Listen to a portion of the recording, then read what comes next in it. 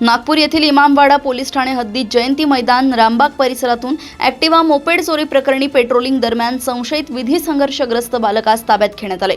चौकशीत त्याने रामबाग व जातरोडी परिसरातून 2 ॲक्टिवा मोपेड चोरी केल्याची कबुली दिली। पोलिसांनी सुमारे 50,000 रुपयांच्या 2 दुचाकी जप्त केल्या असून पुढील तपास सुरू आहे। पोलिसांनी इमामवाडा येथे दिनांक 2 फेब्रुवारी 2026 रोजी फिर्यादीनामे अंकलेश वंजारी यांच्या तक्रारीवरून त्यांची दुचाकी मोटरसायकल चोरीस गेल्याबाबत गुन्हा दाखल करण्यात आला होता।